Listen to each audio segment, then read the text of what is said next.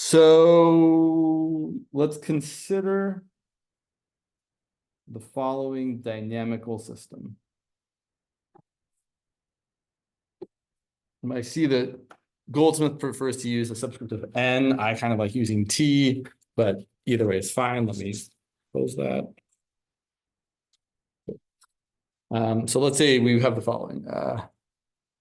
X sub t plus 1 is equal to 0.8 times x sub t plus 0.3 times y sub t, and y sub t plus 1 is equal to 0.2 times x sub t plus 0.7 times y sub t. And again, right, all this is saying is that the essentially next year or next week or whatever time unit you're using, next week's value is going to be 0.8 times the previous week's x value plus 0.3 times the previous week's y value. And next week's y value is going to be 0.2 times the previous week's x value plus 0.7 times the previous week's y value. So we can always get next week's values if we know the previous week's values. It's called like a difference equation or a recursion relation or a dynamical system. Oh, why are you going away? Sometimes, yeah, okay, there we go. Sure. All right, so usual stuff. Let's first start off by write the system.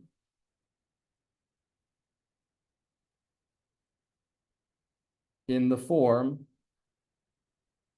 v sub t plus 1 equal to a times v sub t.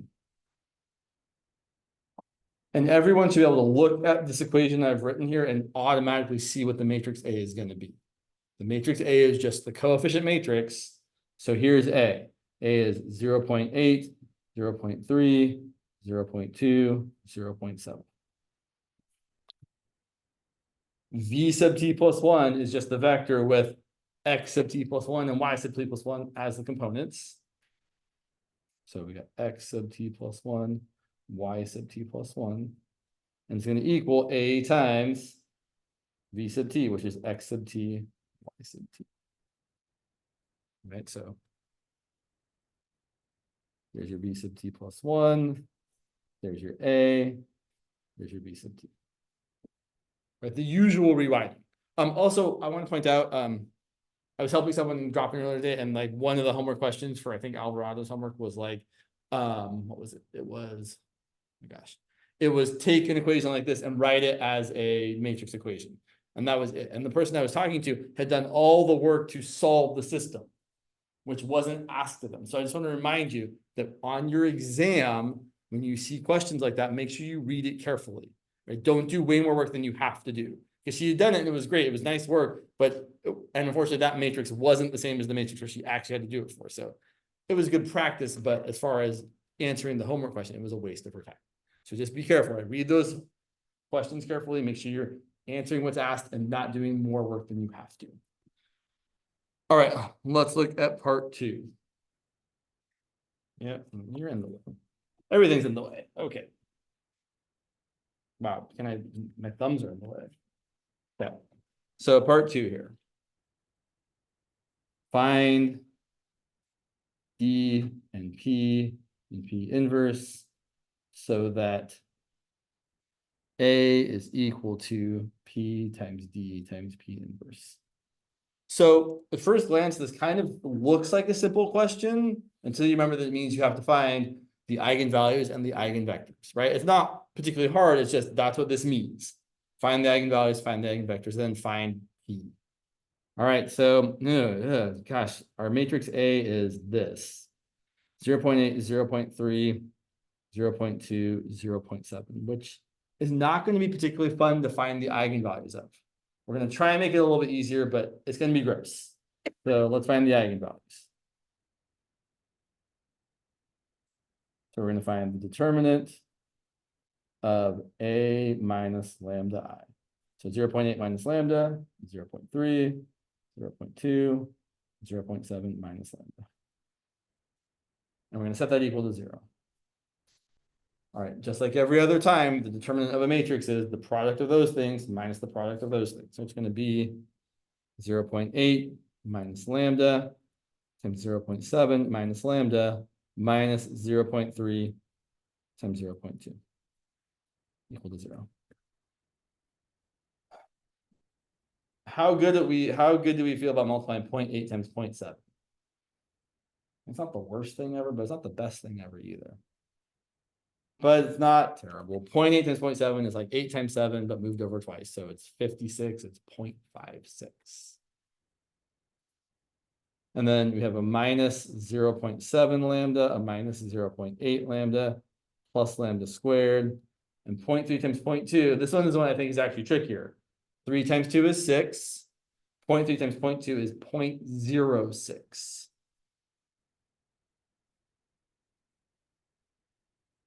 So here's our not so lovely equation. Lambda squared minus 1.5 lambda. 0.56 minus 0.6 is minus 0.5. Sorry, what is it really? 0.56 minus 0.6? Well, thank you. Yeah, good job. I don't like trying to solve quadratic equations with decimals. So I would multiply everything by whatever I needed to get rid of the decimals. You could use 10, but an easier choice here would be 2. So if I multiply everything by 2, I'm going to have 2 lambda squared minus 3 lambda plus 1 equal to 0. And that's a totally valid move. Whenever you've got some quadratic equation like this and you want to get rid of your decimals or your fractions, it's totally fine to multiply by a common denominator or whatever gets rid of the decimals. All right, I think this factors. What if you couldn't factor? If I saw this and I was like, this does not want to factor. What would we do instead? Yeah, quadratic formula. Now this one, if it was in a factor, we really only have one choice. How many ways can you multiply to 2? There's 1. 2 lambda times lambda is going to give you 2 lambda squared. And how many ways can you multiply to 1? Well, not a lot. It's either 1 times 1 or if I want a negative in the middle, times negative 1. They have to be negative if it's going to work. So negative 1 times negative 1, and I end up getting negative lambda minus 2 lambda, which is minus 3 lambda. So this does work. So my eigenvalues are going to be 2 lambda equal to 1, or lambda equal to 1/2, or lambda equal to 1. And I will point out for the Goldsmith homework, you are going to have some gnarly values because you have some fractional coefficients of your stuff there, which is why we're doing an example like this. Okay, let's find the eigenvectors. So for lambda equal to 1, we're going to find, okay, and we're going to do it the usual way. So we're going to do a minus lambda I times v equal to 0. So we're going to do 0.8 minus 1 is negative 0.2. Oops, I put the point in the wrong place. And then 0.3, and then 0.2, and then 0.7 minus 1 is negative 0.3 times your x, y is equal to 0, 0. I'm going to use the first equation, negative 0.2 times x plus 0.3 times y equals 0. I'm going to bring the x over to the other side. I'm going to say 0.3y equals 0.2x. And I would probably multiply both sides by 10 just to make it easier. 3y equals 2x.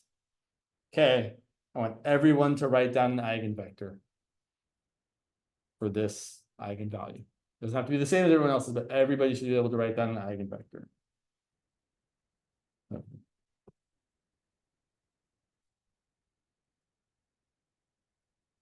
The eigenvector I would pick would be x equal to 3 and y equal to 2. You can make a different choice, but that is the choice I would make, and most people would probably. Someone was showing me that their professor kind of likes to kind of say something like, yeah, they would like to solve for y here and say like y equals 2/3 x, and then say like if x equals u1, then y is going to be 2/3 u1. And so your eigenvector is something like u1 2/3 u1 for any non-zero value of u1. It's kind of weird, I know, but it is a way some people think about it, because really, right, if for any choice of u1, my eigenvector is going to be of that, the thing I'm going to get is going to be an eigenvector. I would pick u1 equal to 3, because then if u1 is 3, the second part is going to be 2/3 times 3, which is 2. You don't have to do it this way. I'm just trying to point out that for people who are being shown it this way, it's the same sort of idea. But I would make this choice. I should point out, you really do kind of have to choose, right? You can't just say the eigenvector is x comma 2/3 x, or right, you have to actually have numerical values in there. You can't have a variable in there if you're trying to find your p and your p inverse. Okay, gotta find the other one. And I would probably change lambda equals 1/2 to a decimal, since my other values are decimals. So I would say, okay, for lambda 2, I call the other one lambda 1, lambda 2 equal to 0.5, my matrix is going to be 0.8 minus 0.5, and then 0.3, and then 0.2, and then 0.7 minus 0.5 is 0.2, times xy equal to 0, 0. And you've probably seen enough of this specific type that you know that you're going to get one negative one as your eigenvector. Because what we're going to have here is 0.3x plus 0.3y equals 0. So 0.3y equals negative 0.3x, or y equals negative x. So x is going to be 1 and y is going to be negative 1. Or x could be negative 1 and y could be 1, either way. So my eigenvector here is going to be x is 1, y is negative 1. You might even write words like choose x equal to 1. Then y has to be negative 1. Or in the previous one, choose x equal to 3. Choose x equal to 3. Then y has to be 2. Basically, once you pick one of the components of the eigenvector, the other one has to be decided for you. You have no choice for the other one, for the other component of the eigenvector. All right. Try to keep things organized over here. All right, we found eigenvectors v1 and v2. So as a reminder, v1 was the eigenvector. Was it 3, 2, or 2, 3? Good question. Thank you. So I'm going to write my matrix P as the matrix with v1 as the first column and v2 as the second column. D is the matrix with the eigenvalues on the diagonal. Since I put v1 in the first column, lambda 1 equal to 1 should go in the first column of my D. And lambda 2 equal to 0.5 should go in the second column. And get zeros in the other parts. And then finally, P inverse, we do the usual thing. It's going to be 1 over the determinant of P. The determinant of P is 3 times negative 1 minus 1 times 2. And then we take the matrix P and we change where the diagonals are, and we change the signs of the off diagonals. Negative 3 minus 2 is negative 5. So that's going to be negative 1/5 times negative 1, negative 1, negative 2, 3. And I would probably choose to leave that negative 1/5 out in front, but you could distribute it if you really wanted to and write the matrix as positive 1/5, positive 1/5, positive 2/5, negative 3/5.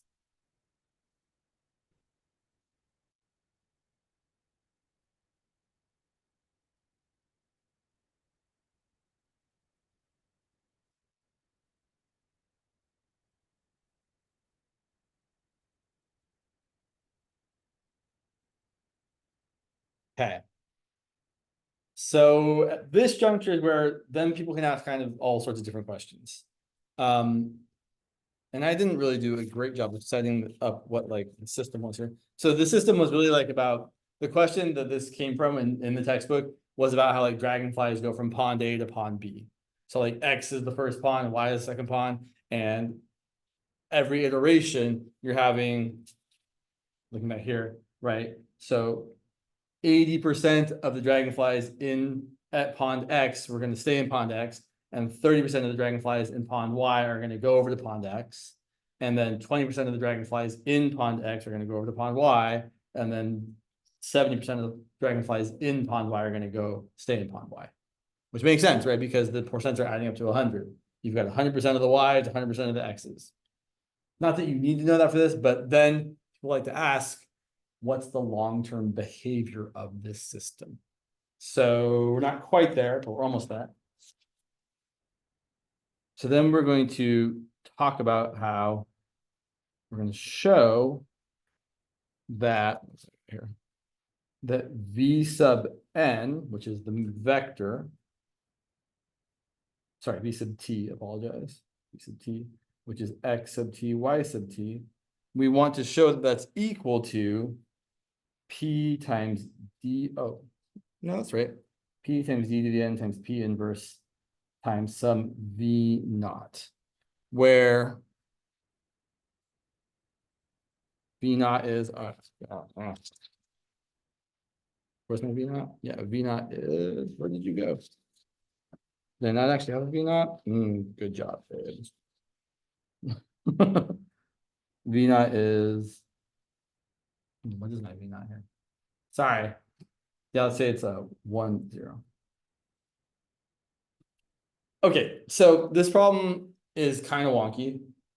We don't actually want to like do all this the long way. They're just asking us to say, if you want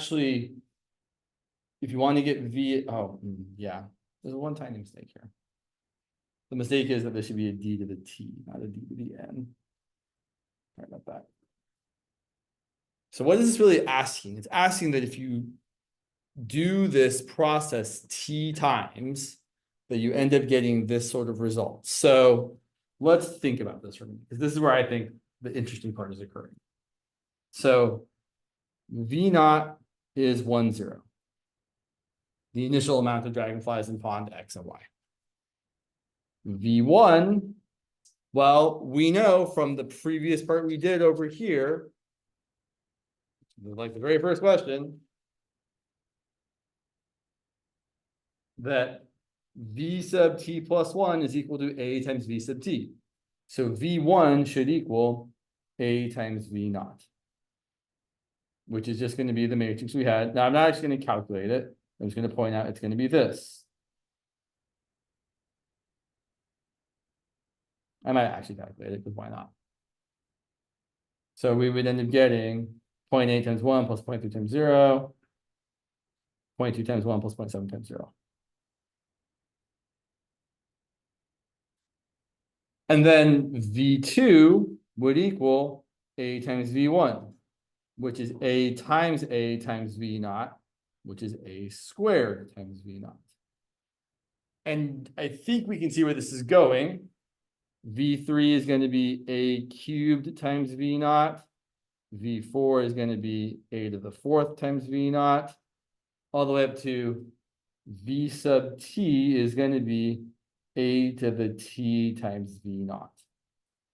To get the teeth iteration, teeth, it's like teeth. Get the teeth, sorry, to get the teeth iteration of this process, you have to multiply your initial starting vector by A t times, or essentially by A to the t power. That's why we've done all this. Right? That's why we have found the P and the P inverse and the D, so that we can say, oh yeah, I know that A to the T is really equal to P times D times P inverse to the T. And we've done this at least once or twice before, where we see that this is equal to P times D to the T times P inverse. And again, the reason for that, just in case anyone's unclear on the reason for that, is because when you multiply this out, you get P times D times P inverse times P times D times P inverse times P times D times P inverse a bunch of times.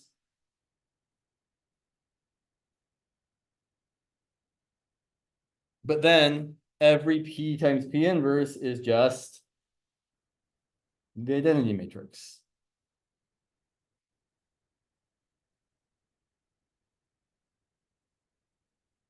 So you end up with P times D times D times D times D times D times D T times P inverse. So that's why you're getting that. Okay, so finally, we can say that V sub T is going to equal the matrix P, which was, gosh, there's so many things to keep. So these problems are a lot, right? Like I imagine, because it feels like at least Goldsmith is hitting this pretty hard. I imagine there might be one on your final exam. Like it seems pretty likely. So P was 3, 1, 2, -1.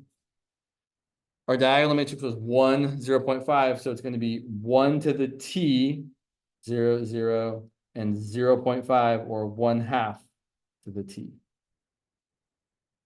Times the P inverse, which is our 1/5, 1/5, 2/5, -3/5. All of that times our initial 1, 0.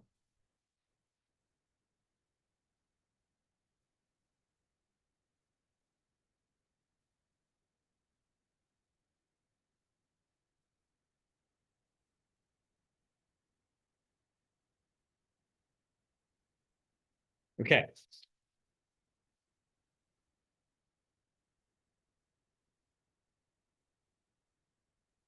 And then and as a reminder, right, this is V sub T is what X sub T and Y sub T are equal to. The amount of dragonflies in pond X after T iterations and the amount of dragonflies in pond Y after T iterations. And yes, we are asked to find an explicit expression for X sub T and Y sub T. So what that means is you have to do the matrix multiplication, which, although it seems gross, is not as gross as it looks. One thing that can make this easier is, what's 1 to the T power? What's 1 cubed? Right. 1 to any power is 1. So this part here, we can say, oh yeah, that's always going to be 1. So looking at this, we can write this as, all right, let's do this multiplication. So let's do two things at once. We're going to do P times D to the T, and we're also going to do P inverse times V naught. So this part here is going to be 3 times 1 plus 1 times 0. And then 3 times 0 plus 1 times 1/2 to the T. So 1/2 to the T. And then 2 times 1 plus -1 times 0. And then 2 times 0 plus -1 times 1/2 to the T. So -1 times 1/2 to the T. And then over here, 1/5, 1/5 times, or I should say dotted with 1, 0 is going to be 1/5. And 2/5, -3/5 dotted with 1, 0 is going to be 2/5. And then finally, if we multiply these together, we get 3 times 1/5 plus 1/2 to the T times 2/5. And down here, we get 2 times 1/5 minus 1 times 1/2 to the T times 2/5. So minus 2/5 times 1/2 to the T. So the top part is X sub T. So X sub T is equal to 3/5 plus 2/5 times 1/2 to the Tth power. And Y sub T is equal to 2/5 minus 2/5 times 1/2 to the Tth power. Kind of neat. So you could actually say, okay, after like 10 years or 10 weeks or whatever the unit of time is, what fraction of dragonflies are going to be in pond X and what fraction of dragonflies are going to be in pond Y. And you just plug in T equal to 10 and get an answer. But the question we like to ask is, what's the long-term behavior of this? And here it's actually really easy. Yeah, we should probably need more room. I need more room. I was just talking to my coworker about their students writing things really small. I'm like, yeah, I do that too in class. I should probably not do that and try and try and fit it into the last little bit of the paper there. Let's just use another piece of paper. So what's the long-term behavior here? Well, long-term behavior means take the limit as t goes to infinity. So the limit as t goes to infinity of x sub t is going to be the limit as t goes to infinity of 3/5 plus 2/5 times 1/2 to the t. Okay. As t gets larger and larger and larger and larger, what happens to 1/2 raised to the t power? Does it get bigger or does it get smaller? It gets smaller, right? 1/2 times 1/2 times 1/2 times 1/2 forever and ever and ever is going to get really, really small. It's going to go to 0. This is going to equal to 3/5 plus 0, which is 3/5. And similarly, the long-term behavior of the y sub t part is going to be the limit as t goes to infinity of 3/5 minus 2/5 times 1/2 to the t. And that's also going to go to 0. So you're going to get, sorry, it was a 2/5. That was a 2/5 minus 2/5 times 1/2 to the t. So you're going to get 2/5 plus 0, which is 2/5. So over time, kind of the equilibrium state is that 3/5 of the dragonflies are going to end up in pond X, and 2/5 of the dragonflies are going to end up in pond Y. As time goes on and on and on and on. Which is what 17C is kind of all about, is finding those equilibria and talking about what's going on with that, which is kind of interesting. Okay, let me see if there's anything else to say about that before I. No, I think that's all that. Questions about any of what we did there? Yeah. You're not allowed to, like, let's say I get the 1/5 and 2/5 because I multiply those two. Right there. Yeah, and then what if I decided to do that 1/5 to 2/5 to P? No, you have so you can't like change the order of multiplication. So it has to be this times this before you do that times that. Because otherwise, if you did that times that, that would just be the identity matrix. And why are we writing it this way if you can just multiply them together and get the identity matrix? Yeah, so you definitely matrix, once you've written down the order the matrices are multiplied in, you cannot change that. Just too bad. It'd be nice if we could, but we can't. Yeah, matrix multiplication is kind of funky in that it's very particular about which order we do things in. Other questions about this process?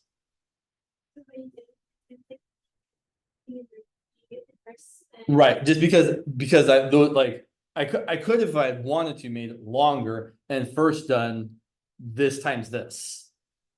But then I would have either had the next do that times the result or the result times that. And then let's say I did that times that, then I would take whatever I had there and then multiply this times that.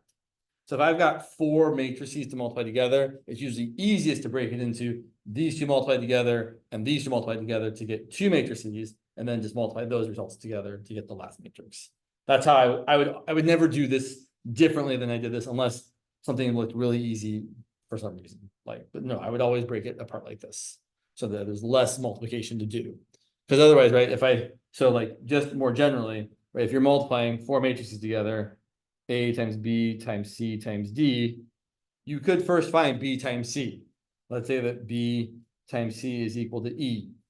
And then you could rewrite this as A times E times D. But then you either have to choose to do A times E next or E times D next.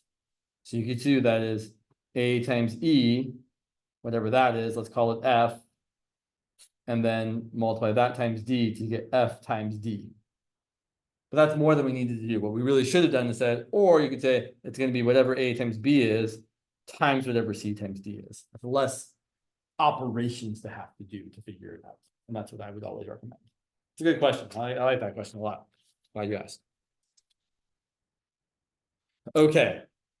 I feel like we've done more than we should have done of these. Like I mean, they're good to see, but they're clearly tedious, right? It took us like 30 minutes to get to that problem because there's so many parts to it and there's so many things to find.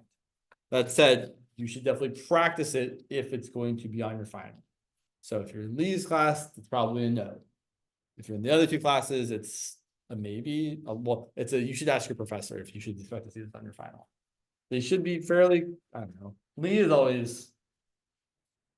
I misspoke here. you're in Lee's class, you should be looking at this. If you're in Alvarado's class, I do not believe he is covering this at all.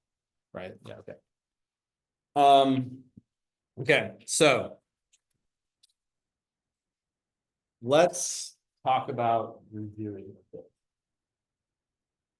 Let's talk about maybe the highlights of what we should review. So, final review. So first of all, what should we be thinking about reviewing? Well, let's take a look at the syllabus here. And I think, I mean, in general, this is a good practice for you to be in for future classes, right?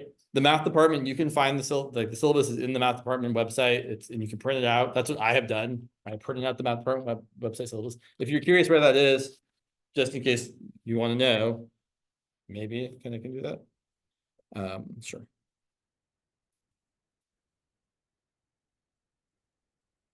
Maybe someday it'll work. Yeah. So if you go to whatever department you're looking for, math or otherwise, if you go to the math department website and go to courses, go to syllabi, and then scroll down a bit, you can find the syllabus for any of the lower division classes and most of the upper division ones. So there's the syllabus for Math 17B, and then right there's all the sections that are supposed to get covered. That doesn't mean your teacher actually covered all of them, or maybe didn't cover something else wacky, but this is what they're supposed to have done. So anyway, looking at the syllabus, let's talk about what we should maybe focus our energy on. So let's see here. Oh, that's covered up. So we've got antiderivatives, definite integrals. I mean, so I don't know. Are your finals cumulative? Yes. No. So I see some yeses and some nos. Okay, well, that's going to inform how you should study for the final. So let's look at it from a cumulative point of view, just because, right, some people have a cumulative one. So we have integrals. Definite and indefinite. Definite meaning the integral from A to B. And indefinite, which is just the integral of f of x, aka the antiderivative.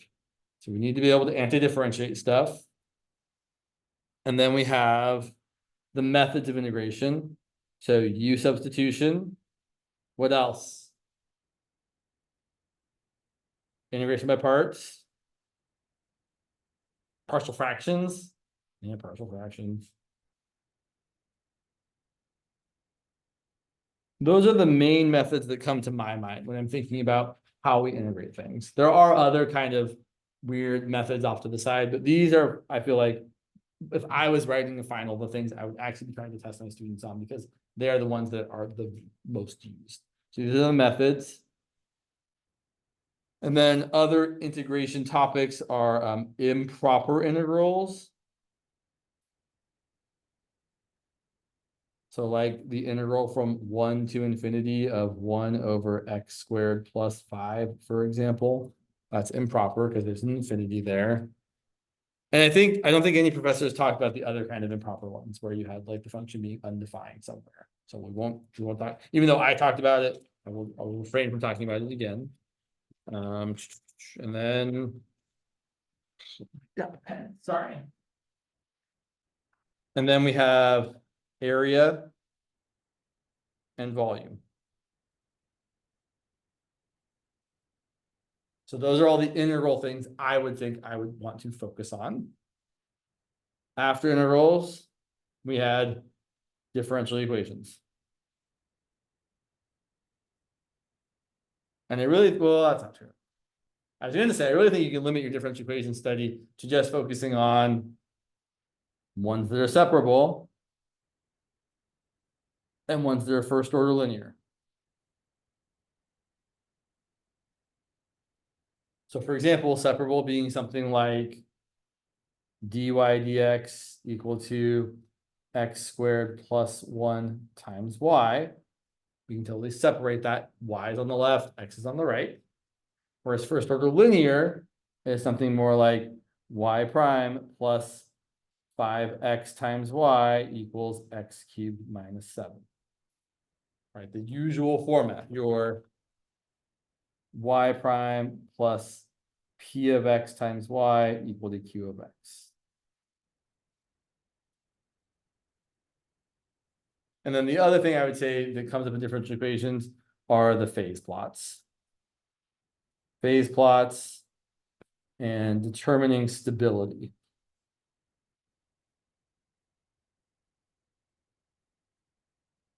All right, so that's where we do like, right, this kind of deal. Like that.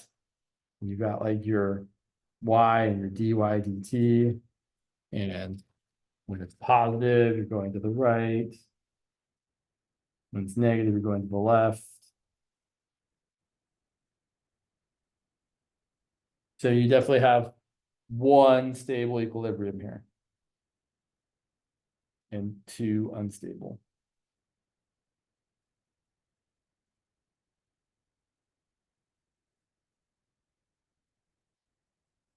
Oh, I really, so I don't even want to say it, but technically Euler's method is in the section as well. It would surprise me if someone asked an Euler's method question. It doesn't mean it's impossible, but as a teacher, I never want to ask that kind of question because it's terrible to grade. And I don't feel like I don't feel like it's assessing very much of your ability to do what the class is about. So yeah, Euler's method's in here. If I had a limited amount of time to study, which obviously we all have a limited amount of time to do anything, I wouldn't spend time studying that. Now, right, no guarantees, right? It could show up on your final. I'm not trying to scare you, but like, I don't want to say don't study a thing and then like have it come off your file. But if I was trying to use my time efficiently, that's not where I would put it. Okay, and then we have the chapter 8 stuff, which is what we've been doing recently, right? So then we have chapter 8 stuff, which is all of your 3D graphing stuff, which I don't think is that important, but it is, because it definitely comes up again in 17C. And then we have all the matrix stuff. Matrices. So all the things with matrices, right? That includes adding them, multiplying them, finding the eigenvalues and eigenvectors,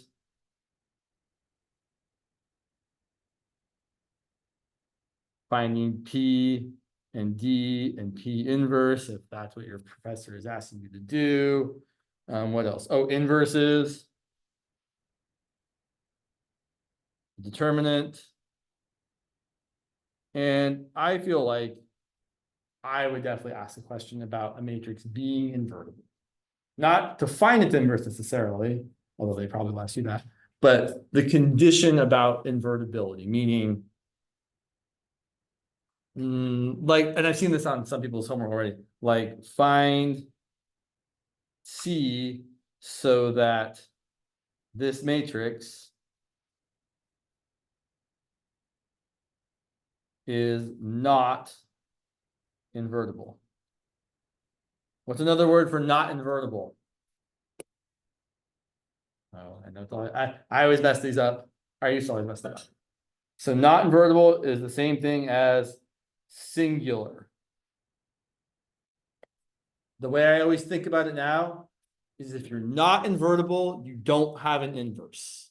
You are single. You are on your own. There's no inverse to pair with you. So you're singular. If you are invertible, then you are non-singular. You're not single. You don't have it's terrible that one of them, like the not invertible is singular and invertible is non-singular. It's dumb, but hopefully now that you've heard it once or twice, you will be like, oh yeah, one of them is always the not. So invertible is not singular, not invertible is singular.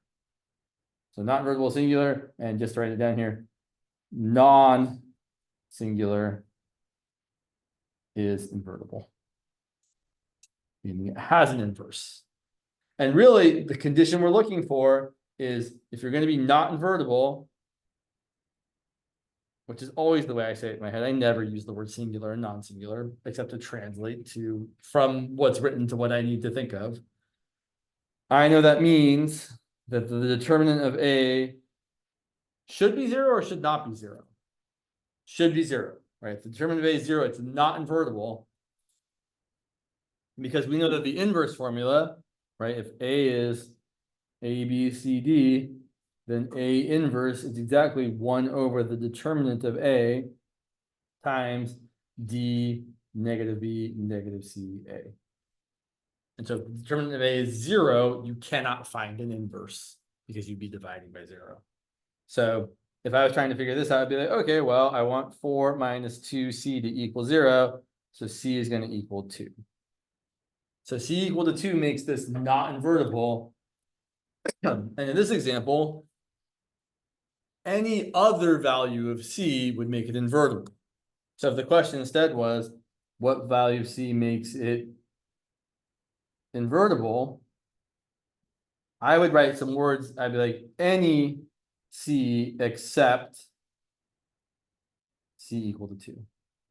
You could probably get away with just writing c not equal to 2, but I try to be a little bit more explanatory with my words so that people reading my work know what I'm trying to communicate with them. Okay, so again, this is not exhaustive, but I feel like this is a pretty good. Oh, and I guess right, and I guess the last. Well, no, that's not true. Yeah, I would say this is a pretty good list of the things you should at least be aware of going into your final if it's cumulative. If it's not cumulative, prepare for matrices, right? Like if it's not cumulative, I'm assuming it's all the chapter 8 stuff that you have to like get ready for. So yeah. All right. So that said, on Friday, we'll try to talk about as much of the stuff that seems worth looking at. Now, if it were me, I would probably, if it were me, it is me, I'm going to probably focus on a couple of methods of integration, just so you remember. I'll probably nest that in a differential equations problem. So we'll probably do a separable, we'll probably do a first order linear.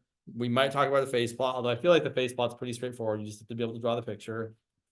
Graphing, I really don't want to talk about, but I might talk about some 3D graphing. Oh yeah, someone asked me to talk about trace. We'll talk about trace next time. The trace is not that bad. Actually, we got 5 minutes. We'll talk about trace right now, just so I can throw it. Just because I think trace is useful and it's not that terrible. So let's say that someone, right? Sorry, now I have to actually catch myself. I don't know if that was someone 17B or 17A that asked me for that. Sorry, 17B or 17C. I don't know what this is. Okay, but we did talk about graphing in 3 dimensions, right? Okay, so let me it is something that is plausible that could have been in the content. So let me just tell you, because it's really not that hard. So let's say we were graphing something not terrible, like f of x, y equal to, yeah, I'm going to make it easy. Let's make it 9 minus x squared minus y. I want to graph that 3-dimensional surface. I don't really want to graph it. But the trace is just what's happening in any of the coordinate planes. So for example,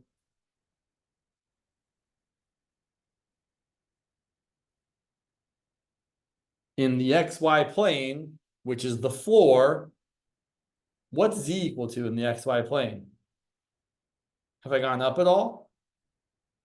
Have I gone down at all? So if I'm living on the floor, what's z equal to? 0. So the trace is what the surface looks like if you just see what the surface is in the xy plane. So the xy plane trace, or the trace in the xy plane, you get by setting z equal to 0, or your function equal to 0, because right, we're thinking of the function as the z thing. Well, that's not terrible, right? If I set z equal to 0, then I have 0 equal to 9 minus x squared minus y. And if I solve for y like I usually would if I was trying to graph something, I'm going to get y equal to 9 minus x squared. I know how to graph that parabola. It's a downward opening parabola shifted up 9. So my trace in the xy plane is a downward opening parabola like that, whose y-intercept is 9, and whose x-intercepts are plus or minus 3. What about the other 2 coordinate planes? So if I look in the xz plane, now what am I going to set equal to 0? Well, in the xy plane, I set z equal to 0. So in the xz plane, I'm going to set y equal to 0. Right? If I'm in the xz plane here, I haven't moved left or right. So y is 0. If I set y equal to 0, then I'm going to have z equal to 9 minus x squared. And I'm actually going to get the same graph as I got over here. But now I'm going to write it this way. The horizontal axis is X and the vertical axis is Z. And same thing. And then finally, in the YZ plane, where X is equal to 0, I'm going to get Z equal to 9 minus Y. If I try graphing that, that's just a straight line. Looks something like this.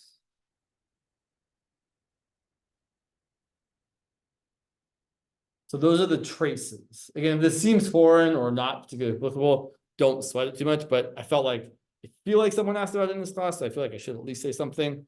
But the idea is then if you were trying to graph this thing, what you would do, and again, this is where it's going to look horrible, because I'm not good at graphing in 3D, but what you're going to try and do is you're going to try and take those traces and kind of overlay them on each other on the XYZ coordinate system. So, okay. We'll all cross our fingers and hope this turns out all right. Let me hide this here. I know we're almost out of time here, but give me 1 second. So the parabola opens downward in the XY plane, so it's like kind of up here, and then it's going to open. Let's use a different color. Yeah, it's going to be kind of like this, right? It's opening downward on the y-axis, and then in the XZ plane, the same deal. So, oh gosh, am I gonna be able to draw this very well? Probably not. It's gonna be, oh my God, James. XZ plane is always super hard to draw on. Oh, yeah, come on, James, can you figure this out? Yes, you can. It's gonna look like, kind of like this.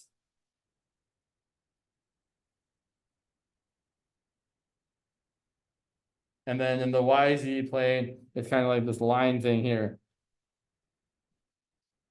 So what we've kind of got is something that's like parabolas, like you've got like parabolas kind of going down like that, like that, like that, that. Again, you're probably not actually going to be asked to draw the 3D shape, but this is the point of the trace, is that you can use these 3 traces to then kind of smash them together on the on the different planes to make the 3-dimensional surface. If you're a better drawer. All right, so Friday we'll review, and then that'll be the last day of class.